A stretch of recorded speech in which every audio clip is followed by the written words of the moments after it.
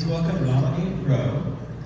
Malini is a product and experience design leader who has secured multi-million-dollar investments in guided products to true category leadership, an adjunct faculty member and an expert in steering teams through major scaling inflection points. She's here to show us how design becomes a strategic lever for enterprise growth and user trust. Let's hear it from Malini.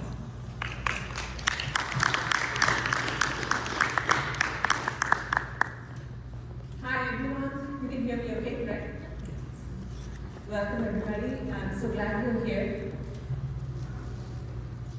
I am Malini. I'm a product design leader, being in the field for over 2 decades, and I've led UX teams and organizations through the types of changes, inflection points where it seems like everything is happening all at once.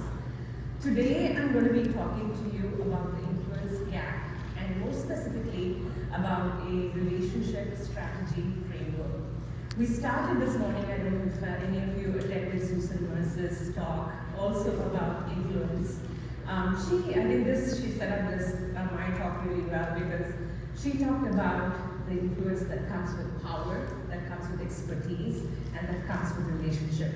My talk is going to be a deep dive into that last part, that relationship part, right? I'm hoping that by the end of 45 minutes, you guys will walk up with something that you can put to use on Monday morning. So let's get into it.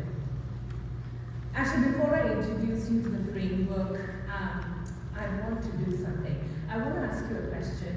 Raise your hand if you've done some of your best UX work. Maybe it was really solid research, clear recommendations, compelling vision or presentations, and yet your work didn't go anywhere. You felt like you were in an echo chamber. Yeah. Now keep your hands up if that happened to you more than once. Yeah. So this is something that it's a moment we've all had. Unfortunately, it's not rare at all. It's almost a rite of passage in our field. And I want to talk a little bit about why that happens so much and what we can do about it. Now to do that, I'm going to actually start with a personal story from my own career. I was brought into an organization, I set up the UX team, but also at the same time leading a very sort of significant replatforming initiative. So it was brand new SaaS platform, responsive UI, a whole design cookbook from the old legacy experience to the modern new experience, all of that. We were so proud of it. 3 years of heads down work, shoulder to shoulder with product and engineering, hitting every ask, right? And then we were ready for the next product priorities. We had an opinion about that, especially because we had learned so much along the way, right? And when we presented that, we got a courtesy nod and then it went nowhere. We thought we had earned the stripes, and yet we were in the wall. I think when this happens, and we know it happens frequently in our field, we think of this as a communication problem. We think about better storytelling, maybe even more compelling research insights. Maybe we think about stakeholder workshops and facilitation. Or we think about improving our own executive presence. Now, I'm not saying all of that is not important. I think those are great investments to make. But it's important to address that those are addressing symptoms, not the root cause. Because this was never a communication problem or a capability problem. It was a relationship problem, right? In 20 years, what I've learned is communication skills can get you work into the room. It does not guarantee the room moves with you, right? So that's the hard truth that I had to sit with after that 3 years of heads down delivery, really delivering every ask in an excellent manner. What we had failed to do enough of was to nurture those one-on-one relationships in just as much of a diligent manner, where maybe our voices would have landed much differently if we had done so. So, because influence, I think, in an organization does not flow only through the quality of your work. It's not about how great your design is, your research is, or how wonderful your presentation is. It actually flows through influence. More specifically, what that means is it translates as trust, as credibility and advocacy that you've either built or neglected long before that high-stake moment arrives.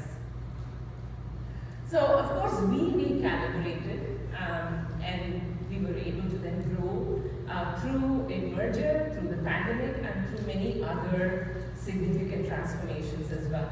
And of course, we upped our quality and our, what we were delivering. But alongside that, it was those relationships that I invested in, but also my team members invested in their counterparts.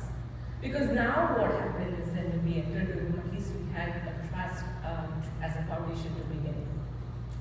So let's talk about designing those relationships intentionally, strategically, and authentically.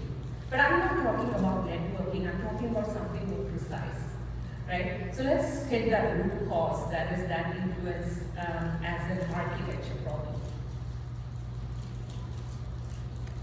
Now, what I've seen frequently with UX practitioners, and I'm guilty of this too, is that we tend to think about our professional relationships in a very reactive manner. We like to sort of, respond and nurture the ones that feel comfortable. We put up with the ones that are difficult, and we basically neglect the ones that are not formed yet, even though those may be the relationships that can most critically influence your outcomes. Okay, so until one day what happens is a critical decision, a key decision is made in a room you were not in, maybe about your team's scope, maybe about a product direction, maybe about the resources that are available to you, and maybe by a set of people who don't even have a full view of what your work is. And by then it's too late to lay that foundation for that outcome to land differently. So we'll talk a little bit about how we can be more proactive about it. The important thing that organizational research definitely consistently talks about is that influence, like decisions in your career, are made not by the people that you work most of the time.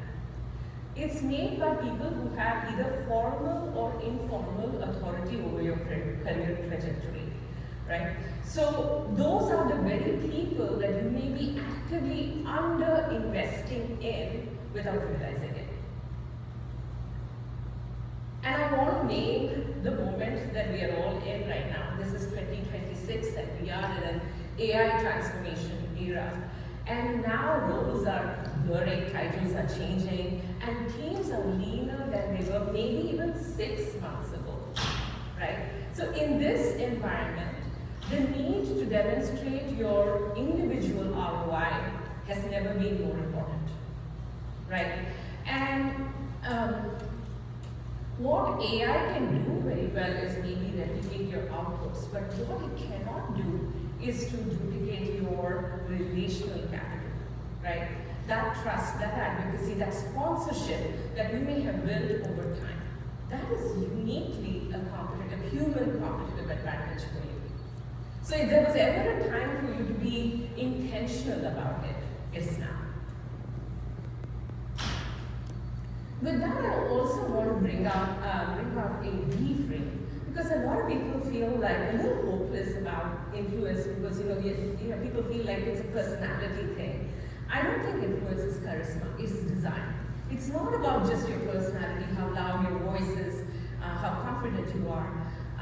It is something that can be designed in a very strategic manner. And my premise is that UX professionals, all of us, are actually uniquely positioned to be very good at this. The reason is a lot of this influence design is systems thinking turned inwards. We already know how to map complex sort of systems. We already know how to design for outcomes. We already know how to identify invisible dynamics, right? Now we just need to turn that lens inward, right? So that you are able to apply those skills to your career and to your organizational relationships with the same rigor with which you do so for the products, right? And that's what we'll focus about. And I want to introduce you in that context to this concept of relational architecture. Now, this is something, this is a structured framework, again, rooted in organizational research, but also informed by, real-world experience. Now, this gives you a way of identifying, diagnosing, and being strategic in how you develop the relationships that impact your career the most. Before we get into the framework, I want you to do one more thing. Each one of you, think about one work relationship, a person whose opinion of your work matters in the way for your success. Whether they support you or not, meaningfully changes how your work lands. Just keep that person in mind. Because we'll use this person, you'll use this person as I go through the talk and the various sections to sort of reflect on applying it to your own work. I am going to be packing a lot in this talk, but it's a very layered talk. So I'm going to start with an overview that I'm hoping will help you wrap your head around everything, and then we just build on the layers after that. Okay. So we'll start. The framework starts with a set of diagnostic lenses. These lenses are ways in which you are able to assess your current status of the relationship. Like you've been thinking about somebody in your mind, what is the relationship like right now? And you're thinking about it from your perspective and the other person's perspective. Now the lenses that I'm going to introduce you to are not at all complicated, but the honesty with which you sort of approach them is where the insight lies. Once you go through these lenses, they're likely going to land in one of these 5 archetype categories. Don't think of these as judgments. It's not about whether you've done well or not, depending on where this relationship falls. But these are your current state diagnosis. And each of these archetypes gives you a posture that you can take to think about developing these relationships so that they're strong. Okay? So, once you've done this for 10 to 15 stakeholders that are important for you, you'll have them in various categories, and then we're going to talk about a sequence of how you want to address that set of relationships so that your efforts are compounded, so that every relationship that you're working on enables more. Okay? So 3 parts: the diagnostic lenses, the archetype categories, and then a sequence for how you go about doing that. That's the framework in a nutshell. So let's dive into it. Let's go into the first one, the 3 diagnostic lenses. And I'm saying diagnostic lenses is really 3 questions with which you can understand any professional relationship. The first one is how much are you actually investing in the other person? And that is relational investment. The second one is what genuine value does each of you provide to the other? And that is perceived value. And the third is what does the pattern of your interactions produce over time, right? And that is interaction quality. Remember, I asked you to think about somebody. Keep that person in mind as we go through these 3 lenses as well. Let's start with relational investment. This is already the very first thing that we do when people start to get uncomfortable insights, but that's where the real use of this framework lives. So it's okay if you feel uncomfortable about it.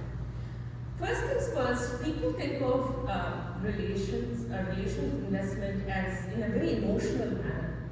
It's very important to think about it behaviorally. Because what is strange but often true is that you may feel very warmly about somebody, but consistently not be showing up for them. The reverse is also true. Somebody may be invested in you even though you're being mostly absent. So it's really important to then ask yourself this behavioral sort of check, right? In the last 90 days, how many times have you reached out to this person? Have you followed through? And then, did you do that even though there was not maybe a project deadline or something already on the calendar? That behavioral check is the thing, because when you actually do this for that 10 or 15 people that I'm talking about, you'll find at least 1 or 2 where you think that you have invested more, but there is no data to support it. So it's a good reality check when you use this behavioral lens. The next thing is perceived value. And this one has three other dimensions to it. So the first one is sponsorship, right? In this type of value you're getting from this person, they are endorsing you in rooms you're not there. And their credibility extends to yours. Of course, you have to make use of that credibility. It's temporary, right? You're getting that credibility from them. You need to live up to it. But that's a very powerful and specific form of value that goes beyond just being helpful, right? That's sponsorship. The next type of value could be from their expertise. So in this case, what happens is they bring a unique perspective that makes your work so much better, right? That's the expertise aspect of it. And somewhat related is collaboration, where when the two of you work together, your outcomes are exponentially better than if either one of you did that on your own. So you're better as a team, right? That's collaboration. Now, with all of these types of value, there's one more important question to ask yourself. Is this person an irreplaceable source of that value? Or do you have one or more people from whom you can get that sort of value as well? Now, if you think they are irreplaceable, obviously then you want to do everything to protect that relationship. And if you have not activated it, then there is a sense of urgency to activate that relationship. So it gives you a notion of how important it is to address that relationship. And then the last lens is interaction quality. Now, when I'm talking about interaction quality, I'm not talking about whether you like that person. It's not about that. It's not even about one meeting or one memorable meeting or one meeting gone really wrong. It is about a pattern that emerges from your interactions. So again, what I would advise you is to think about in the last 90 days, if I have to look back about the interactions with the person that you have in mind, think about whether you usually leave with more clarity, energy, and trust, or do you leave feeling more drained? Do you feel confused about where you stand? Or are you spending more time managing the interaction rather than engaging with them with that topic? Right? This one is probably a really honest sort of lens, because the other two you can still sort of rationalize, but it's really hard to spin up the felt quality of interactions over time.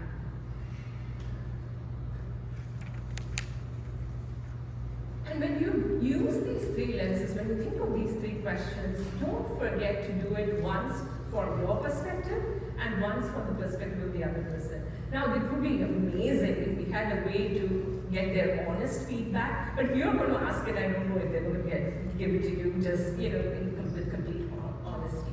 So you don't want to just think about, I think this relationship is strong, but rather get in their shoes, use those behavioral checks again, evidence, right? Evidence of behavior to understand how they may be seeing the same questions, with you in mind. And when you do that, you'll find that when you're doing that for, again, those 10 or 15 people, there's always at least a couple where there's a meaningful difference in how you think of that relationship and how your honest projection of them in that relationship feels. And that gap is the most strategic opportunity area that we are going to be talking about. I'll give you examples of those categories, talk about those gaps in various ways, which will be helpful for you, I think. But before I introduce that set of categories, there's two more things that I want to just touch upon really quickly. Again, this is to help you understand which relationships are urgent, right? If this person has a direct proximity to your impact in the next 6 to 12 months, obviously there's a bigger sense of urgency around it. So that's proximity to impact. And then this next one is an interesting one, power asymmetry. Now this is a structural reality check. Now think about this, you cannot interact with a senior executive in the same manner as you would interact with your peers, correct? So you have to really, the tactics that are available to you to address a relationship, to bolster the relationship, are based on where you sit relative to that person in the organization structure. I'm not saying it's easier or harder, up, down, sideways, but it's different. So if you think about these three lenses and these two factors, it should help you arrive at these 5 strategic action archetypes. And those are protect, activate, cultivate, monitor, and invest. And we'll go into each one of these. So your protect relationships are your most solid relationships. These are your anchors. Here you have a genuine mutual relationship, there's genuine goodwill, and your interaction quality is great. But paradoxically, this is the set of people we tend to be most complacent about. Because we think that these relationships are solid and they'll be okay, and we're focused on so many other things. The truth is, anchors don't stay anchors if you don't maintain them, right? And if you are, they're slowly, maybe they're drifting apart, maybe there's a little less investment in you, one less introduction. That's because they're not feeling like you are mutually sort of like invested. So you need to really think about maintaining your anchors. And anchors are super special in all of the relationships we're going to talk about because they are your infrastructure. They are the ones they already believe in you. They are the ones that are going to advocate for you even when you're not around. But they're also the bridges, right? They are the ones that can introduce you to other people that need to be in your network. They are the ones that can help you where your relationships are not going that great in your network. So those anchors are really very important. We'll talk about these anchors again when I talk about sequencing, but know that this is a really, really important group. And then think about the person that you have in mind.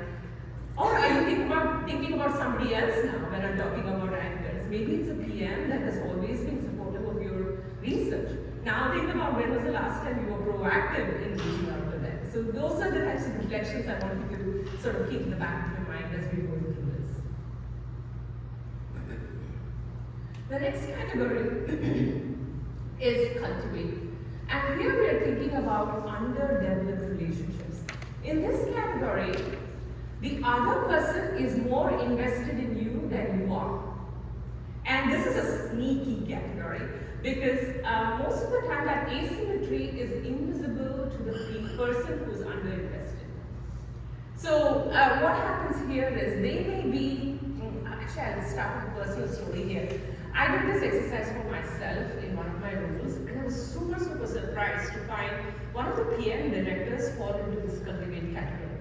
It was because this PM director was super confrontational, had exacting standards, almost impossible standards for my team, constantly complaining about my team. I'm like, why did he land up in the cultivate category? And then when I did that behavioral thing, took the emotion out and did the behavioral checks, what I ended up realizing was this PM director wanted us to be partners with him on the platform agenda. But he had a very specific vision around it. He wanted first visibility, and then he would either fight half or more of our battles or partner with us to approach it together. So that reframe was very important in my own mind first to think about that person, right? Of course, this whole thing was wrapped in a lot of personality, a lot of confrontational, like negative aspects. But if you have that reframe, really helped, right? And maybe this confrontational aspect is not very common in leaders. But even if that doesn't happen, the quiet drift apart can happen. What was once a genuine mutual relationship, it was never mutual, right? Because this is cultivating, you've been underinvested. But they can start to pull away, even though they are invested more than you. They don't find you reciprocating. Slowly but surely they pull away. So the strategic move here is one, of course, to become aware that there is this asymmetry, and then address the relationship, strengthen the relationship before that pullback happens. Because if you do it after the pullback happens, it often comes across as being performative, right? So you need to try, and also this is not one grand gesture, something like that, but rather something that they can feel the difference for the next 60 to 90 days. So that's where the authenticity comes in. The next category is invest. And here you're thinking about investing in the strategic gaps that you may have in your relational architecture. Now, this you can also think of as the inverse of the cultivate category. In this category, you have a clear understanding of the value of the other person, but the other person either has not even seen you, does not see you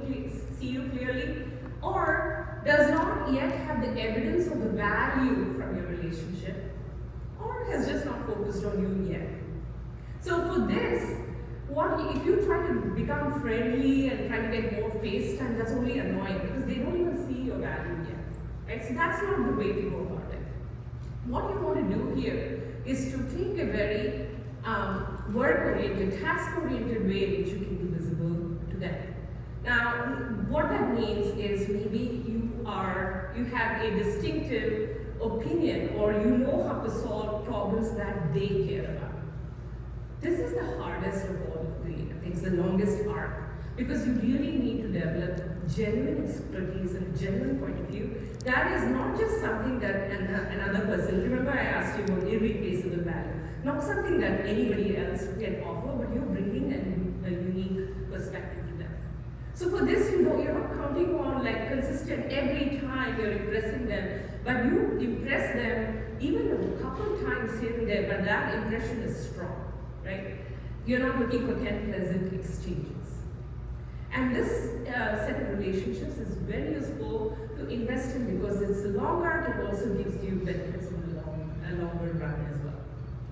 Now in the 2026 context, I also want you to think about the AI adjacent decision makers in this category, in this invest category. Maybe they are the PMs that are PM leaders that are thinking about AI integrations or engineering leaders or C-suite folks, all important stakeholders for us UX practitioners. The last two categories fall into an umbrella of dormant relationships. Now when I'm talking about dormant relationships, it does not necessarily mean that they are net new, brand new relationships where both of you don't know each other, so you're starting from zero. It could be somebody you know very well, you just don't have any leverage to extend your influence through them. That's what I mean when I say dominant relationship. Depending on the urgency, they can go two ways. If it's very highly urgent, that then becomes an activate relationship. So basically here, the person that you're thinking about matters to your outcomes now. So you need some sort of a task-based entry with them right now. Every week that you don't do anything about, you let it stay dormant, you are functioning without a foundation for how your outcomes may land. Right? So I'll give you a couple examples maybe that will help you understand how to think about the active relationships.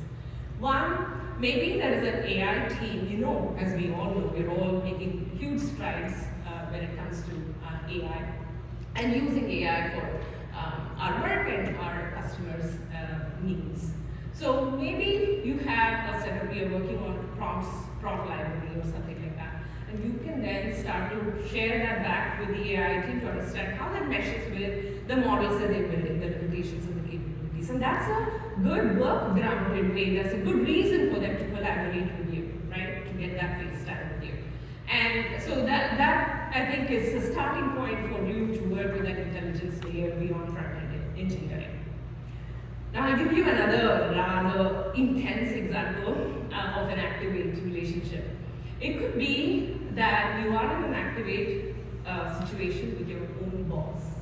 In this case, it is not that you don't have access to that person, you probably have your weekly one-on-ones, right? It's just that your boss does not see he or she does not see the perceived value in the manner that you want them to see your value, right? And the interaction quality is filled with friction. Obviously, this person has a direct impact on your trajectory and your immediate outcomes. So if you don't do anything about it, you're not helping yourself, right? So again, the idea is to not manufacture a sudden friendship that's possibly not realistic anyways. So you need to find what are they depending on you for? What are they accountable for, right? And then think about substantive contributions to that. Either increase your own awareness and make that be visible to them. Use your anchors because maybe they trust those anchors more. So how do you extend that? And then again, live up to it, right? So here's where there's a power asymmetry. Remember I talked about that. So you have to think about how you can approach that from a different angle. And also sometimes it's possible that there is an agenda that you're not part of, in which case the framework at least still gives you a way to proactively think about whether it's time for you to think about next steps, right? So either way, you at least identify that this is something you need to work on right now. And when things are not urgent, maybe these relationships, calling them monitor, they're not your immediate daily priority, but they're super important to still keep on your radar. And there are two reasons for that.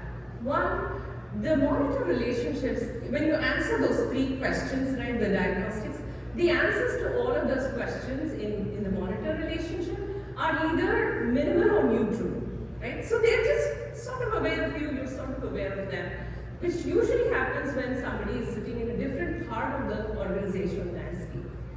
So think about it, now if you start to build a relationship with those people, you're getting fresh new perspectives that maybe even your anchors don't have access to, right? So that's a very useful way to think about monitor. But here's another very practical reason why you should pay attention to them. Things change very fast. We talked about incessant change, right? It could be a reorg, it could be a leadership change or a whole new project. Suddenly a monitor relationship is an activate relationship because it matters now. If you have to start from zero at that point when there is urgency, you are at a bigger disadvantage than if you have already started to work that relationship, if you have started to become aware of that person and where they're headed, what their motivations are, things of that nature. You're not spending a ton of time, but you've started to build awareness and some registering of each other in these relationships. So when you think about these relationships, I keep talking about this 10 to 15. Think about being pretty careful in selecting that 10 or 15 stakeholders that you are closely monitoring. And when you do so, like I said before, don't choose the people, not all of them anyways, that you are just working with all the time and working really closely with. Instead, follow the money, the resources, the deliverables and signatures, the org chart, all of these things as well. Just remember what I told you, the people that make the decisions about your career trajectory are the ones that have formal or informal authority over it. These are the relationships that do that. But when I say that, what I don't want you to assume is that the daily relationships are not important. What I am saying though is you do have to surface beyond those daily relationships so that you don't ignore these unformed relationships here. Okay? And one more alert though. Because you want to be strategic in your selection of stakeholders doesn't mean you put your CPO or CTO or somebody of that nature. Every one of us will have them because of course they have the ultimate power to land your outcome in different ways. However, if you don't have reasonable access to them, choose the next intermediary that you can work towards, take you in that direction. That's far more useful than putting somebody that you don't have access to. So when you do all of this, different people will fall into different categories, right? And our first instinct is to say, okay, I'm diving in, I'm going after all of them. That's exactly the wrong instinct. And that's why we'll talk about influence, a sequence next. If you think about the people that are most influential and successful in organizations, it's often true that they are not necessarily working the hardest at each individual relationship, but somehow they figured out the sequence that works, that clicks, right? And that is also rooted again in something that comes from organizational research, and it's this principle that influence compounds through networks. Actually, it's very sort of easy to understand, right? If you are introduced to a person through a warm path, then some of their credibility, some of that context is going to strengthen that relationship versus a cold start, right? So you really want to not only think about your own priority about that relationship, but be strategic so that every relationship helps you enable others, right? Otherwise, you're just working harder and the results are slow. So a recommended sequence is a little bit counterintuitive because we're talking about high urgency activate relationships, but that's not where I would advise you to start. always start with your anchors. Before you look outside, you want to first audit your anchors to understand if they're as solid as you think they are, or have they drifted, right? Have they become, they're falling into other categories now. So it's like I said, these are the people, these are your infrastructure, these are your bridges, they can introduce you to other people. So you really need to make sure you stabilize them first. Also, you can't build out your network and build new relationships if your foundation is eroding, right? So once you've stabilized your anchors, then of course hit your activate targets, right? And maybe utilize your anchors to help you do that as well. I already discussed some strategies for that. And then next in priority, just slightly behind somewhat simultaneously, is that cultivate, right? Because these guys have already invested in you. If you reciprocate, if you give back, they can become anchors, and again you can help bolster the other relationships, maybe your activate or your invest relationships. And invest, as I said, is the longest arc. It takes the most work, it takes time, but you want to be doing this on an ongoing basis. And then when I'm talking about monitor, I'm not even talking about it as a phase, it's a cadence. You want to sort of do this everything that I've been talking about in this framework, not as a one-time thing, but as almost a quarterly practice, a living practice, maybe 90 minutes, where you take these 10 or 15 relationships and ask yourself these 3 questions, right? Has this person's proximity to my immediate impacts changed? Meaning, do you have to prioritize other relationships at this point in time because it's more urgent? And then the second one's a little bit of a reflection. In the last 90 days, what have my behaviors actually been towards this person? That's a behavioral check I started with. Because sometimes we think about what we did in a different manner than our behaviors actually. And then the third one probably is the most useful. Say in the next 30 days, what is one genuine thing that I'm going to act on to move this relationship forward? Because it doesn't matter how many diagnostics you have, unless you have something concrete that you're going to do to move you forward. So this is what I think you can take Monday morning and look at your set of 10 to 15 stakeholders and then think about how you move forward with this framework. Before you put the framework in practice though, I want to talk about a few biases that can potentially derail this work. The framework works really well only if you're completely honest with it, right? So like I said in the beginning, just because you work a lot with somebody doesn't mean you're investing in them. So if you take the project out, what is left? That's the investment, right? And most of the time if you do that, you'll see that you're really not invested in that person. So really think about it from that perspective. And then when you feel warmly about somebody, pay even more attention to whether you're actually doing things for them or not, because otherwise you just tend to think about it as if you're investing more. And I'm going to skip to the last one here because I think it's this most costliest and the most common career mistake we all make. I certainly have made it, which is to wait to build a relationship until when you need it. And that's exactly the wrong thing to do. Also because it then looks very transactional, and it is, right? And you're expecting from the relationship before you give it anything. And this framework is designed for you to be proactive and to sort of like, check in and think about the relationships that matter to your success, to your agenda, or even your users' agendas.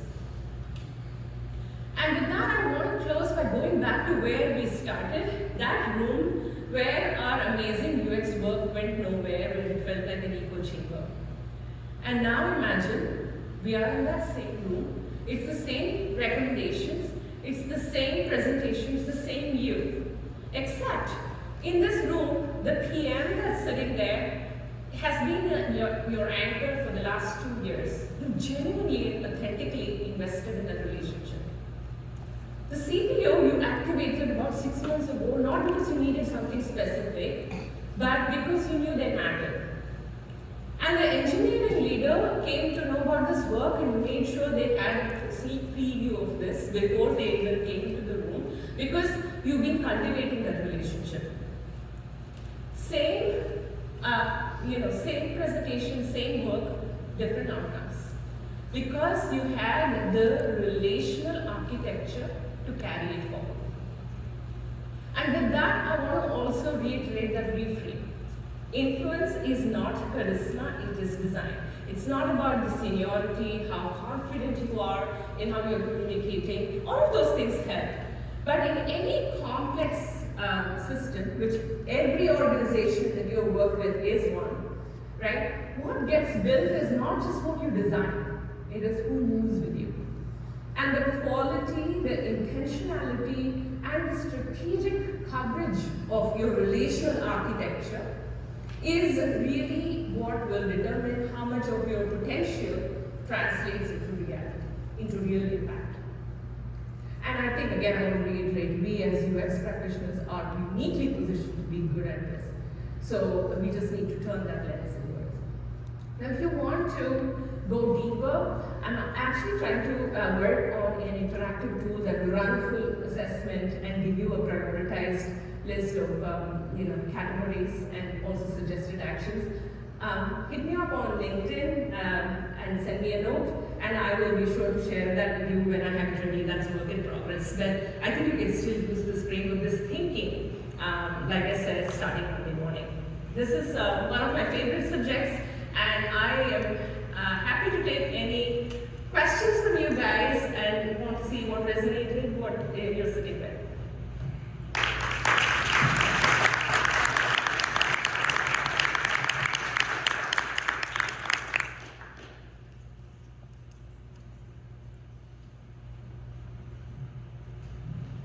Thank you so much for the talk. I took a lot of notes. There was a lot of great content there. One thing I was feeling throughout was that the framework is transactional, as you described it, and that can feel bad to UXers because we get in the field for empathy. And in particular, one place you said, watch out for over-investing because you feel warmly towards a person.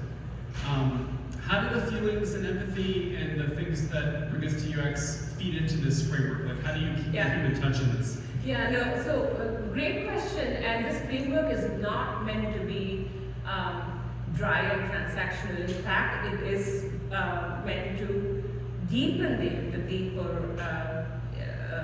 building out these relationships. Like I mentioned to you, I think there was a little bit of a confusion about the feeling warmly aspect. What I mentioned, or what I hope I had said was, if you feel warmly about someone, you may think you're investing more than you are, and the data may not support the fact that you're thinking you're investing. So you need to be even more careful to really see the behavioral evidence is there for how you feel about it. So it's actually being more empathetic in terms of gathering evidence to how you're feeling. It's not the other way around. You're not trying to invest less. You may need to invest more, is what I was trying to say. That's point number one.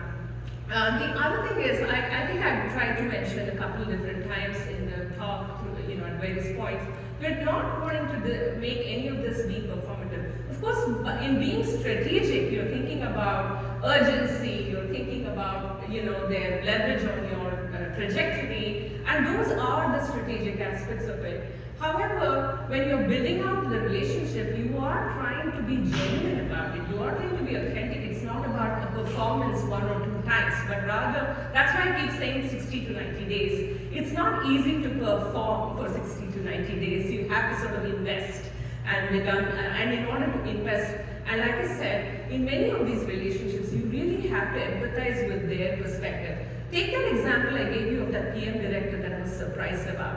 It was so easy for me to think about how that was feeling from my perspective, but if I just reframed that and thought about where it was coming from, he was actually trying to collaborate, it just didn't feel that way, so that is empathy as well.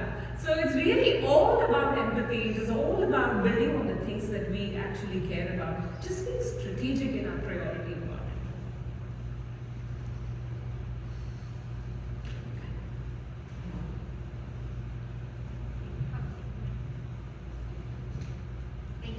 This is really a great presentation. The contextual way to visualize and really think through, be strategic about moving through and building our relationships. My question might kind of come after we've done the mapping and we've invested in relationships, and we leverage a very deep relationship and almost call on them for a favor, or we borrow against that relationship or something? Do they then move into another category where we then need to give back to build back up to where we were? Can you maybe talk about what happens after that once you've been in this relationship and there was maybe a balance of give and take, but now you're taking or needing something from them? How do you, what do you do? Yeah, no, that's a really interesting question, and it's all about a fine balance here, right? So when we are talking about, let me give you an example of the cultivate relationships where they are investing more, and now you know, sometimes even just solving a problem together with them is them feeling invested in, right? So it's about how you approach that. And it's also about, you know, are you always only asking for things from them, or are you able to give back? So it's not an accounting thing where it's one, you're keeping account on the number of times one is asked. It's about, that's why I talk about interaction quality as a pattern rather than a single event or a specific set of, you know, discrete events. But rather, what's the pattern like? And if that feels balanced, that feels authentic, then I think it's all good. I think that was the time that we had, unfortunately. But like I said, please feel free to